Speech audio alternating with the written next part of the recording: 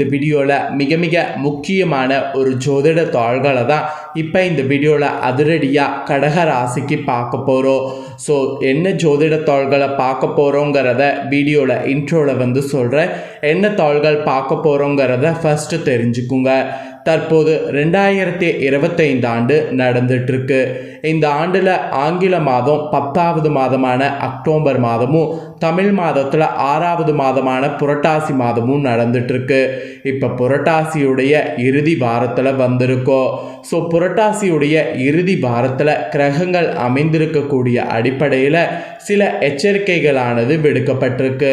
அந்த எச்சரிக்கைகள் ஒவ்வொரு ராசிக்காரங்களும் தெரிஞ்சு அதற்கேற்ப நடந்துக்கணுங்கிறதுனால ஒவ்வொரு ராசிக்கும் என்ன எச்சரிக்கை அப்படிங்கிறத ஷேர் பண்ணிட்டு இருக்கேன்.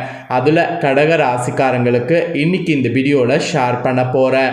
கடக ராசியில் பிறந்த நேயர்கள் வீடியோவை ஸ்கிப் பண்ணாமல் பாருங்கள். உங்களோட ராசிக்கு கிரகங்களுடைய வக்ரம் சேர்க்கை காரணமாக புரட்டாசியுடைய கடைசி நாட்கள் எப்படி இருக்கும் அப்படிங்கிறத தெரிஞ்சு அதற்கேற்ப நடந்து பலன் பெறுங்க. ஸோ இந்த வீடியோவில் அதை தான் பார்க்க போகிறோம். ஸோ கடக ராசிக்காரங்க வீடியோவை அதனால் ஸ்கிப் பண்ணாமல் பாருங்கள். ஆக்சுவலி நம்ம லைஃப்பில் நடக்கக்கூடிய எல்லா நல்லது கெட்டதுகளுக்கு காரணமே நவக்கிரகங்கள் தான். நவக்கிரகங்கள் நமக்கு சாதகமான முறையில் அமைந்தால் சாதகமான பலனும், நவக்கிரகங்கள் பாதகமாக அமைஞ்சால் பாதகமான பலனும் கிடைக்கும்.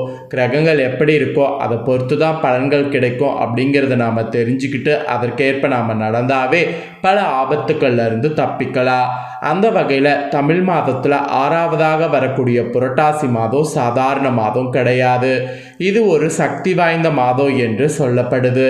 இது ஏன் சக்தி வாய்ந்த மாதம் அப்படிங்கிறத ஃபஸ்ட்டு உங்களுக்கு விளக்கமாக ஷேர் பண்ணுறேன். புரட்டாசி மாதத்தில் சுபகாரியங்கள்லாம் தவிர்ப்பது ஏன், ஜோதிடர் சொல்லக்கூடிய காரணம் என்ன அப்படிங்கிறத முதல்ல தெரிஞ்சுக்குங்க. அதுக்கப்புறம் உங்களுக்கு கிரகங்களால் என்ன பலன் கிடைக்குங்கிறத இந்த வீடியோவில் அதிரடியாக உங்களுக்கான பலனை பார்க்கலாம். புரட்டாசி மாதத்தில் பெரும்பாலுமே சுபகாரிய நிகழ்ச்சிகள் நடத்தப்படுவது இல்லை. இதற்கு பின் உள்ள காரணத்தை கண்டிப்பாக நீங்கள் தெரிந்து கொள்ளணும். இறைவனுக்காகவே அர்ப்பணிக்கப்பட்ட மாதங்களில் புரட்டாசி மாதமும் ஒன்று. இந்த மாதத்தில் திருமணம் செய்யலாமா, வீடு கட்ட ஆரம்பிக்கலாமா, கிரகப்பிரவேசம் செய்யலாமா, வளைகாப்பு நடத்தலாமா, நடத்தக்கூடாதா, இந்த மாதிரி பல கேள்விகள் உங்கள் மனதில் ஏற்படும். அதுக்கான விடையை இந்த வீடியோவில் சொல்ல போகிறேன். ஆக்சுவலி புரட்டாசியில் முக்கிய சுபகாரியங்கள் செய்யக்கூடாது. அதற்கு பல காரணங்கள் உள்ளதாக சொல்லப்படுது. அதெல்லாம் என்னங்கிறத இப்போ நான் உங்களுக்கு சொல்கிறேன், தெரிந்து கொள்ளுங்க. ஜோதிடத்தின்படி சூரியன் கன்னி ராசியில் சஞ்சாரம் செய்யக்கூடிய மாதம் தமிழில் 6வதாக வரக்கூடிய இந்த புரட்டாசி மாதம் பெருமாளுக்குரிய மிக அற்புதமான மாதமாக பார்க்கப்படுது. இந்த மாதத்தில் வரக்கூடிய சனிக்கிழமை விரதம் மற்றும் பெருமாள் வழிபாடு மிக சிறப்பானதாக பார்க்கப்படுது. அது மட்டும் இல்லாமல் புரட்டாசி மாதத்தில் வரக்கூடிய மகாலயபட்ச கால விரதம், மகாலய அமாவாசை விரதம் மிகவும் விசேஷமானது.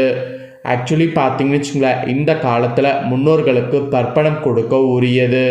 இந்த மாதத்தில் வரக்கூடிய நவராத்திரி பண்டிகை அம்பாளை வேண்டி வழிபடக்கூடிய மிக கோலாகலமான கொண்டாடப்படக்கூடிய ஒன்றாகும். இப்படி பல இறை வழிபாடு விசேஷங்கள் வரக்கூடிய இறைவனுக்கு என அர்ப்பணிக்கப்பட்ட மாதம் புரட்டாசி என்பதால் இந்த மாதத்தில் திருமணம் உள்ளிட்ட செய்யப்படுவதை முன்னோர்கள் தவிர்த்து விட்டனர். முழுக்க முழுக்க இறை வழிபாட்டிலேயே இருந்து விட்டனர். திருமணம் செய்ய சித்திரை, வைகாசி, ஆவணி, தை, பங்குனி ஆகிய மாதங்கள் மிகவும் உகந்தது என ஜோதிட சாஸ்திரங்களில் குறிப்பிடப்படுது. இந்த மாதங்களில் திருமணம் போன்ற சுபகாரியங்கள் செய்தால் மணமக்கள் மகிழ்ச்சியும் புத்திர பாக்கியத்தோடு வாழ்வார்கள் என்ற நம்பிக்கை இருக்குது. அதே போல் ஆடி, புரட்டாசி, மார்கழி ஆகிய மாதங்களில் திருமணம் போன்ற சுபகாரியங்கள் செய்யக்கூடாது. வைகாசி, கார்த்திகை ஆகிய மாதங்களில் எந்த சுபகாரியங்களையும் செய்யலாம். அதே போல் கர்ப்பிணி பெண்களுக்கு இந்த புரட்டாசி மாதம் ஒற்றைப்பட மாதமாக அமையக்கூடிய பட்சத்தில் வளைகாப்பு நடத்த எந்த ஒரு பிரச்சனையும் இல்லை. பொதுவாக நம்ம நாட்காட்டியில் வாஸ்து நாள் என்று பார்த்திருப்போம். அதில் ஆணி, புரட்டாசி, மார்கழி, பங்குனி ஆகிய 4 மாதங்களில் மட்டும் வாஸ்து நாள் என்று குறிப்பிடப்பட்டிருக்காது. அதனால் இந்த 4 மாதங்களில் பொதுவாக வீடு கிரகப்பிரவேசம், வாஸ்து பூஜை செய்யப்படாது. மெயினாக வாடகை வீடாக இருந்தாலும் வீடு குடி போகக்கூடாது. ஸோ வீடு கட்ட தொடங்க பணி ஆல்ரெடி நடந்து கொண்டிருந்தால் இந்த மாதத்தில் அந்த பணிகளை மேற்கொள்ளலாம். அதில் எந்த தடையும் இல்லை. புதுசாக எதையும் தொடங்கக்கூடாது. ஸோ புரட்டாசி மாதம் இறை வழிபாட்டுக்கு மட்டும் இல்லாமல் முன்னோர்கள் வழிபாடு செய்வதற்கு மிகவும் உகந்ததாக இருக்குது. தை அமாவாசை, ஆடி அமாவாசை மற்றும் புரட்டாசி மாதத்தில் வரக்கூடிய மகாலி அமாவாசை இதெல்லாம் முன்னோர்களை வழிபட மிக முக்கியமான நாளாகும். அது மட்டும் இல்லாமல் புரட்டாசி மாதத்தில் வரக்கூடிய மகாலயபட்ச காலம் 15 நாட்களுமே விரதம்தான். மகாலி அமாவாசை விரதமும் மிகவும் விசேஷமானது. இந்த காலத்தில் முன்னோர்களுக்கு தர்ப்பணம் கொடுக்க உரியதுங்கிறதுனால புரட்டாசி மாதத்தில் வேறு எந்த காரியமும் செய்யப்படாது. புரட்டாசி மாதத்தில் மகாலயபட்சம் முன்னோர்களுக்காகவே அனுஷ்டிக்கப்படுது. அதே போல் பெருமாளுக்கு விரதம் இருக்கக்கூடிய மாதமாகவும் நவராத்திரி பண்டிகை கொண்டாடக்கூடிய மாதமாகவும் இந்த மாதம் இருக்கிறதுனால திருமணம் உள்ளிட்ட சுப காரியங்கள் நடத்துவதை முன்னோர்கள் தவிர்த்து விட்டனர். ஆனால் புரட்டாசியில் வளைகாப்பு நடத்தலாம். அதில் எந்த ஒரு ப்ராப்ளமும் கிடையாது. ஸோ புரட்டாசி மாதத்தில் ஏன் திருமணம் போன்ற சுப காரியங்கள் செய்யப்படாது அப்படிங்கிற காரணத்தை இந்த வீடியோவில் தெரிஞ்சிருப்பீங்க. தெரிஞ்சதுக்கேற்ப கண்டிப்பாக யூஸ்ஃபுல்லாக இருக்கும்னு சொல்லி நான் நம்புகிறேன். இப்போ உங்கள் ராசிக்கு கிரகங்கள் அமையிறதை தொட்டு என்ன மாதிரி பலன் உங்களுக்கு இந்த கடைசியாக கிடைக்க போகுதுங்கிறத சொல்ல போகிறேன். கடைசியாக உங்களோட ராசிக்கு என்ன பலன் கிடைக்குங்கிறத கடகராசி நேர்கள் தெரிஞ்சுக்குங்க. புரட்டாசி கடைசியாக கிரக நிலைகளை ஆராய்ந்து பார்க்கும் பொழுது அஷ்டமத்தில் சனியும் ராகுவும் இணைந்து சஞ்சரிக்கிறாங்க. எனவே வரவை காட்டிலும் செலவு உங்களுக்கு கூடும். வாழ்க்கை தேவைகளை பூர்த்தி செய்வது கடினம்.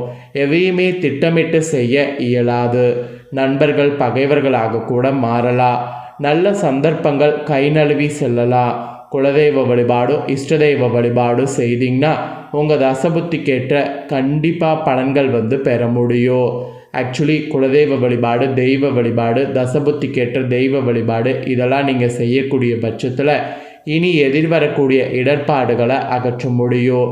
அதனால் இடர்பாடுகளை அகற்ற இந்த மாதிரி வழிபாடு செய்து பாருங்கள். அப்புறம் துலாம் ராசியில் புதன் செல்லக்கூடிய ஒரு விஷயம் நடக்க போகுது. ஸோ புரட்டாசி கடைசியாக துலாம் ராசிக்கு புதன் வர இருக்கிறாரு. உங்கள் ராசிக்கு 3, 12 ஆகிய இடங்களுக்கு அதிபதியானவர் புதன். அவர் சுகஸ்தானத்தில் சஞ்சரிக்கும் பொழுது ஆரோக்கியத்திற்காகவும் ஆடம்பத்திற்காகவும் செலவழிக்கக்கூடிய சூழல் ஏற்படும்.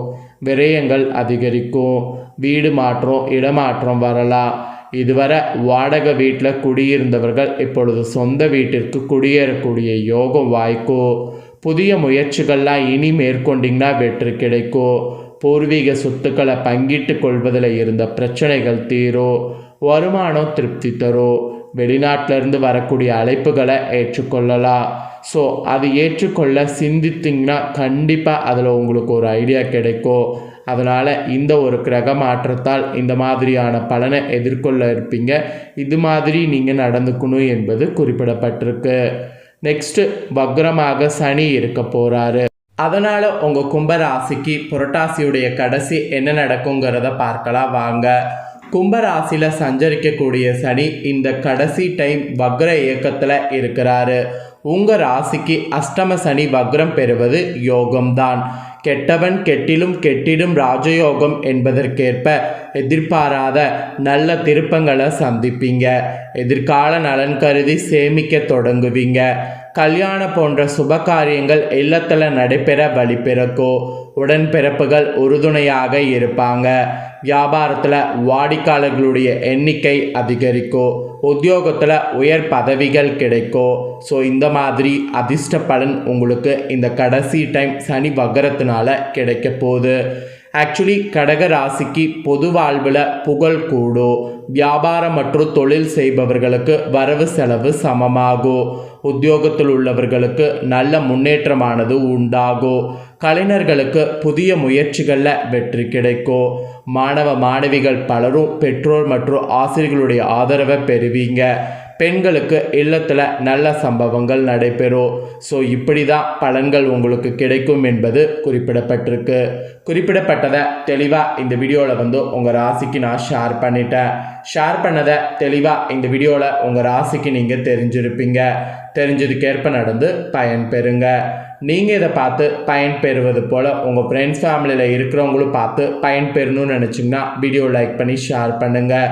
உங்கள் ஃப்ரெண்ட்ஸ் ஃபேமிலியில் இருக்கிறவங்களும் கடக ராசிக்காரங்களாக இருந்தாங்கன்னா இந்த முக்கியமான தாள்களை தெரிஞ்சு இதற்கேற்ப நடந்து பயன் பெறட்டும். இதே போல் புதிய அப்டேட்டான நிறைய வீடியோ நம்ம சேனலில் போடப்படும். அதை எல்லாமே உடனுக்குடனே தெரிந்து கொள்ள மறக்காமல் நம்ம சேனலில் சப்ஸ்கிரைப் பண்ணுங்கள். கூட பெல் பண்ண ப்ரெஸ் பண்ணுங்கள். ஃபர்ஸ்ட் டைம் பார்க்குறவங்க அதை நீங்கள் பண்ணிட்டீங்கன்னா இனி நான் போகிற மற்ற அப்டேட்டான எல்லா வீடியோஸும் உடனுக்குடனே தெரிந்து கொள்ளலாம். ஸோ மறக்காமல் பண்ணுங்கள். நெக்ஸ்ட் இதே போல் சுவாரஸ்யமாக வேறொரு வீடியோவில் உங்களை சந்திக்கிறேன். தேங்க்யூ.